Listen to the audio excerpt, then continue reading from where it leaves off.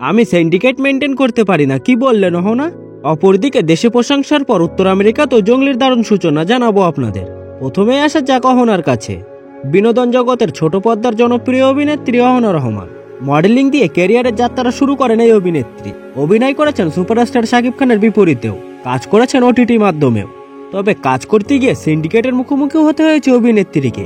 যদিও তিনি syndicate maintain করেন না, কারো হক মেরে খাওয়ার অভ্যাস তার নেই, এমনটাই ভাষ্য অভিনেত্রীর। সম্প্রতি এক সাক্ষাৎকারে এইসব কথা বলেন অহনা। সিন্ডিকেট মেনটেন না করলে ওটিটিতে কাজ পাওয়া কঠিন। উপস্থাপকের এমন প্রশ্নের উত্তরে অহনা বলেন, কথা সত্যি, সিন্ডিকেট আছে, সিন্ডিকেটের সাথে লিয়াজও মেনটেন না করলে হয় না, সেটা আমি করিনি। এখন যেহেতু কাজ ছেড়ে বিজনেসের দিকে গেলাম, বিজনেসেও দেখি একই রকম ঘটে। অপরদিকে দেশে সিনেমা প্রেমীদের মন জয় করে কানাডা, আমেরিকা ও ইউকের 40টি থিয়েটারে মুক্তি পেয়েছে জঙ্গলি।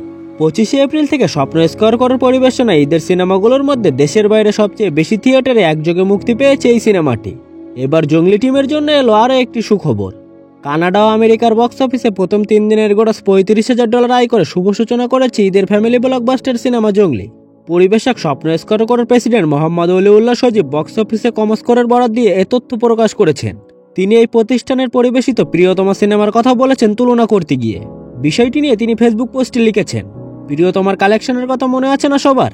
প্রিয়তমা উত্তর আমেরিকার প্রথম 3 দিনে 42টি হল থেকে গ্রস করেছিল $44,000। জঙ্গলি সেখান থেকে প্রথম 3 দিনে 33 হল থেকে করলো $35,000।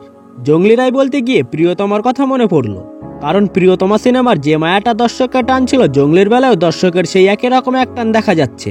এবারের টান জঙ্গলি পাখির মায়ার টান। মানুষ আসলেই মুগ্ধ হচ্ছে। বাংলাদেশের মতো এখানেও একই রকম ভাবে সবাই অশ্রু সজল চোখে হল থেকে বের হচ্ছেন।